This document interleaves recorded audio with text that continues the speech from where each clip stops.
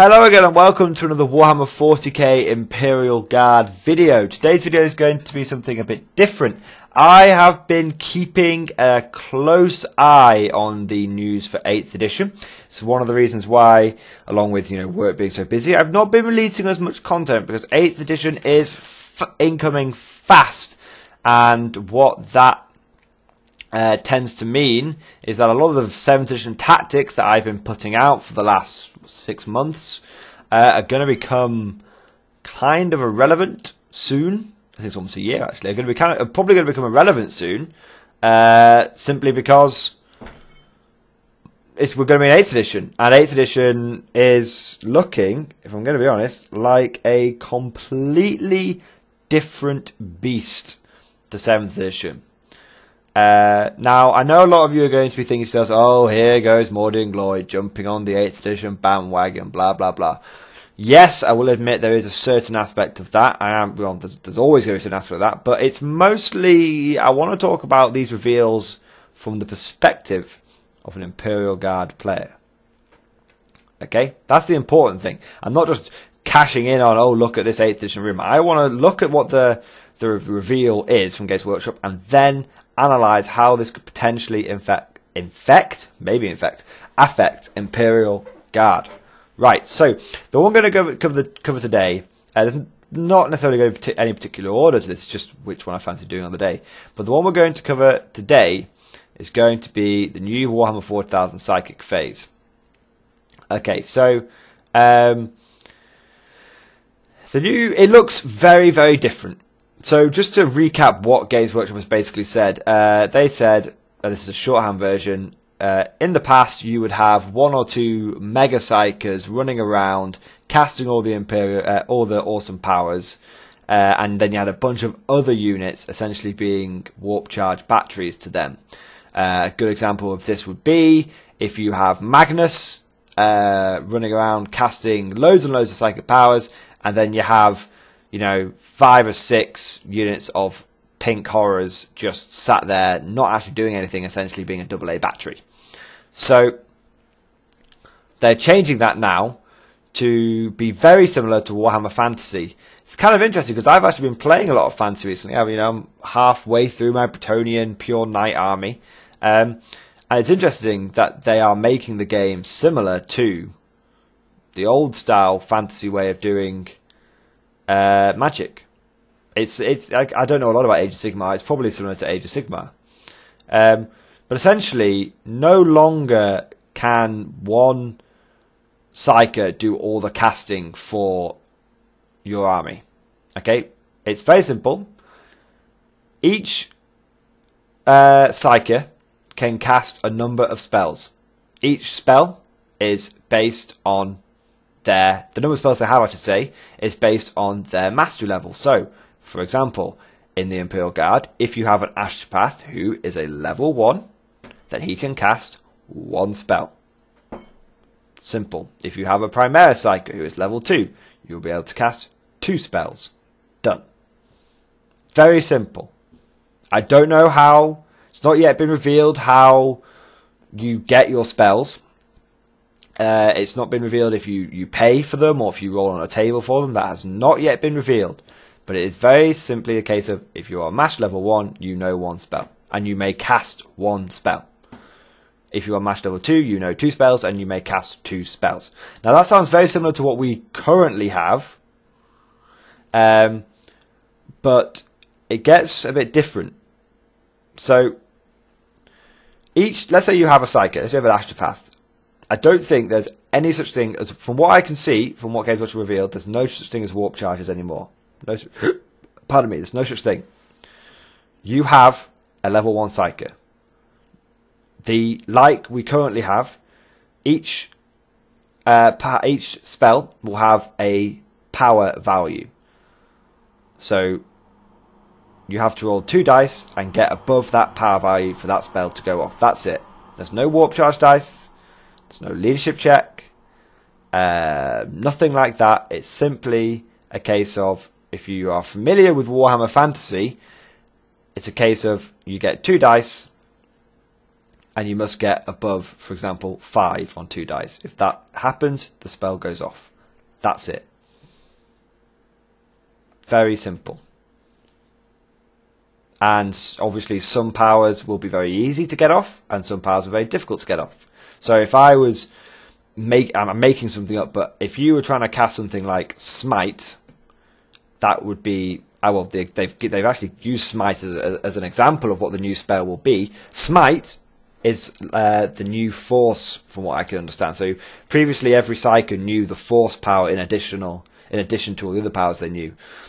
The new power that is force is basically Smite. And Smite is like Smite in the current edition. It's you do some wounds, shoot some lightning out your fingers essentially.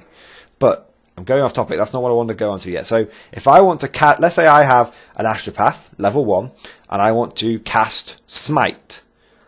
Smite has a power value or warp charge value of 5. I simply pick up 2 dice, I roll those 2 dice, and if I get 5 or greater, then that spell goes off. End of discussion.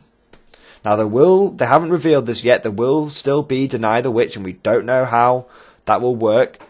We just know that the mastery level will also dictate how often a Psyker can try and deny the Witch. So I think if we, if we look in between the lines, if you have a level 1 Psyker and he tries to block a spell, he may block it. He may attempt 1 block because he is a level 1 Psyker. I think that's as simple as it gets.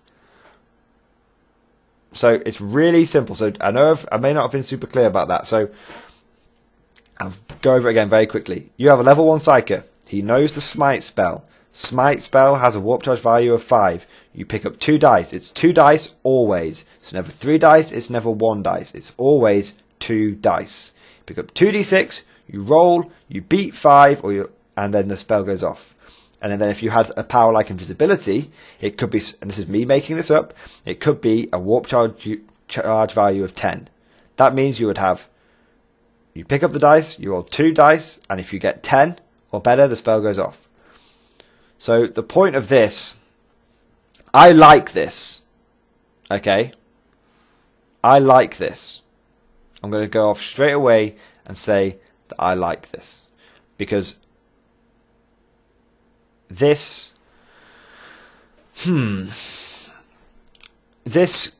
could potentially balance a psychic phase massively.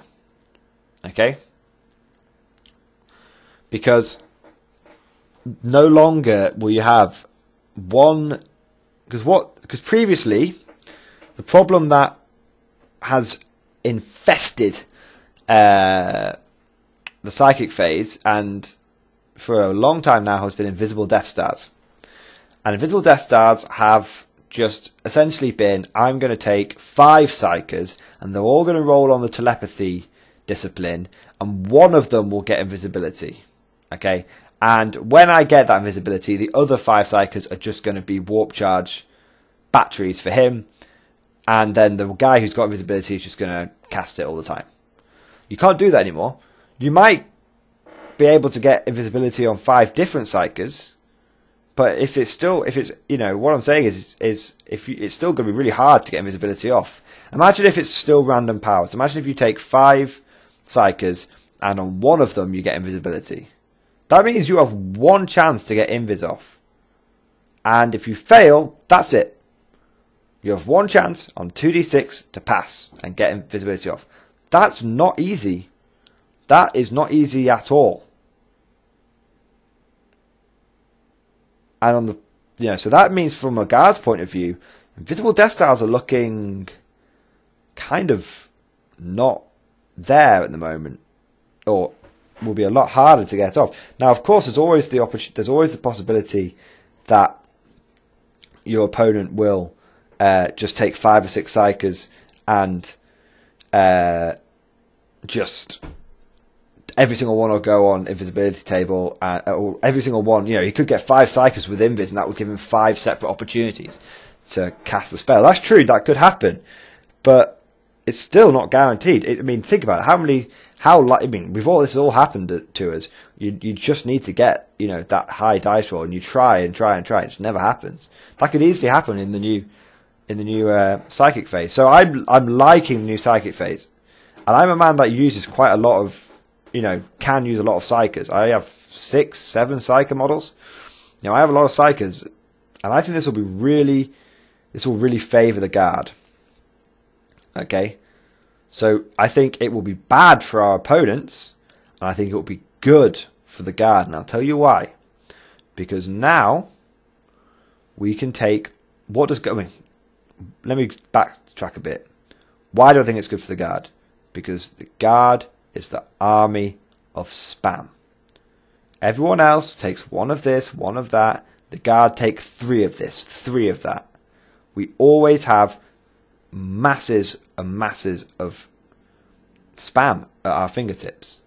It will be, I'm hoping it will be perfectly possible for us to just out-psyker the enemy simply by being able to take lots and lots of small, weak psychers. And each one will be able to attempt to cast that spell. And if let's say you're facing a Space Marine player who's taken two librarians, that's quite good. 2 librarians, that's solid psychic base there, maybe 3. Well, hello, we're the Imperial Guard. Let's take 10 psychers, 15 psychers. I'm exaggerating here. I'm making this up, but this is what I'm envisaging in my head.